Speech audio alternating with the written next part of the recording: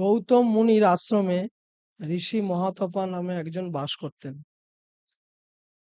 তো সেই ঋষি ছিলেন পরম যোগী। সেই ঋষির যখন ভগবানের আরাধনা মহিমা কীর্তন করতেন, তখন একটি ইঁদুর ভক্তির শ্রদ্ধা ভরে সেই কীর্তন মহিমা শ্রবণ করতেন। তো এরকম চলতে থাকে। একদিন সে মহাতপা ঋষি চিন্তা করে যে এই ইঁদুরটি অত্যন্ত ভক্তি শ্রদ্ধা সহকারে এই ভগবানের মহিমা কীর্তন শ্রবণ করছে। তো সেই ইঁদুরটির ওপরে সেই মহাতপা ঋষির করুণা হলো। সেই ঋষি তখন ভাবছে যে এত ক্ষুদ্র একটি জীব, তাকে কত কষ্ট করে এই সমাজে বেঁচে থাকতে হয়। সবসময় বৃহৎ জীবের কাছে ভয় পেতে হয় এবং বৃহৎ জীবের হাতে মৃত্যু হওয়ার সম্ভাবনা সবসময় থেকেই থাকে। তাই সে ভাবলো যে তাকে এমন একটি জীবন দেওয়া হোক যাতে সে নির্ভয়ে চলাফেরা করতে পারে এই জগতে। তাই সে ভগবানের কাছে তখন চাইলো যে এই ইঁদুরটি যেন সিংহে পরিণত হয়। তৎক্ষণাৎ সেই ইঁদুরটি সিংহ পরিণত হলো। তারপরে সেই ইঁদুরটি সিংহ হয়ে বনে জঙ্গলে ঘোরাফেরা করতে লাগলো। তো এইভাবে ঘোরাফেরা করতে করতে তাকে দেখে সবাই সম্মান জানায়, জয়ধ্বনি দেয়, জয় পশুরাজ কি জয়, এরকম ভাবে অনেক সম্মান জয়ধ্বনি পেতে থাকে। তো এরকম ভাবে কিছুদিন চলতে থাকে।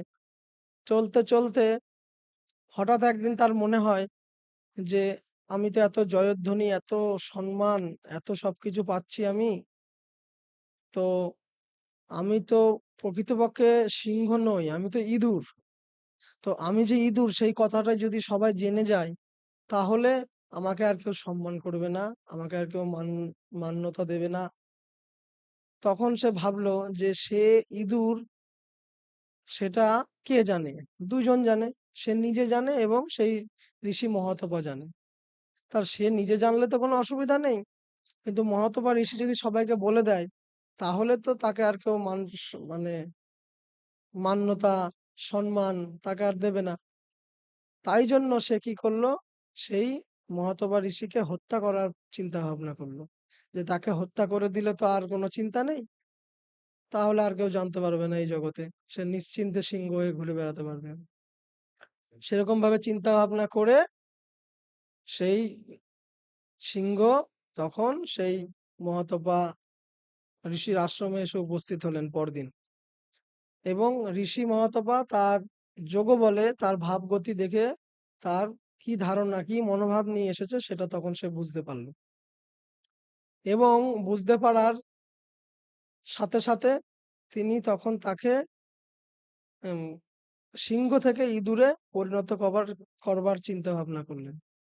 তখন এইদিকে সেই ইঁদুরটি ক্ষমতা পাওয়ার লোভে, ক্ষমতায় টিকে থাকার লোভে সে সবকিছু জ্ঞান হারিয়ে ফেলেছিল, অহংকারের বশে সবকিছু হারিয়ে ফেলেছিল। তারপর সে চিন্তা করতে থাকে যে সে ঋষিকে হত্যা করবে। তো সেই ঋষি সেই ইঁদুরের ভাবগতি দেখে তখন সে তাকে সিংহ থেকে আবার ইঁদুরের পরিণত করার চিন্তা ভাবনা করে এবং তাকে ইঁদুরে পরিণত করে দেয়। তো এই কাহিনী থেকে আমরা দুটো শিক্ষা লাভ করি। প্রথম শিক্ষা হচ্ছে, ঋষি মহাতপার দিক দিয়ে দেখতে গেলে ইঁদুরের প্রতি তার করুণা যথার্থ ছিল না। প্রকৃত করুণা হলো সেটাই যার ফলে যে কোনো জীব ভগবানের সান্নিধ্য লাভের যোগ্য হয়ে ওঠে। এখানে এই গল্পের প্রথমে আমরা দেখতে পাচ্ছি ইঁদুরটি ভক্তি ভরে প্রতিদিন ঋষি মহাতপা কর্তৃক ভগবানের মহিমা কীর্তন শ্রবণ করতেন। কিন্তু ইঁদুরটিকে আরো বেশি করে ভগবানের মহিমা কীর্তন না শুনিয়ে, ভগবানের প্রসাদ সেবন না করিয়ে তাকে তিনি সিংহে পরিণত করলেন। এখানে বিধির ওপর বিধানগিরির অপরাধ হয়ে গেল। ভগবানই আমাদের একমাত্র স্রষ্টা। তিনি জানেন জীবের কর্মফল অনুযায়ী কাকে কোন জন্ম দান করলে তার মঙ্গল হবে। তাই আমাদের কি করা উচিত? আমাদের উপকারটা করতে হবে, এরকম কোনো উপকার করা আমাদের দরকার নেই। ভারত ভূমিতে জন্ম হইল যার, নিজ জন্ম সার্থক করি করো পর উপকার। আগে আমাদের নিজের জন্মকে সার্থক করতে হবে এবং পরবর্তীতে অন্যের জন্ম সার্থক করার উপকার করতে হবে। কিভাবে তার জন্ম সে সার্থক করতে পারবে? কিভাবে সে ভগবানের কাছে ফিরে যেতে পারবে? এবং সমস্ত সমস্যার সমাধান একবারেই কিভাবে হয়ে যাবে? সেইটা আমাদের করতে হবে।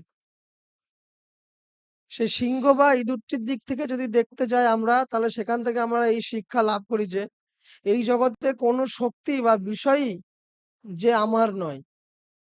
এই জগতে কোনো শক্তি আমার নয়। এই কথা ভুলে গিয়ে লোভে বা অহংকারে অন্ধ হয়ে যদি আমরা স্রষ্টার বিরুদ্ধে আচরণ করি, তাহলে যা কিছুই আমরা অর্জন করি না কেন, তার সবকিছু হারিয়ে আমরা সেই ইঁদুরটির মতোই আমাদের অবস্থা হবে।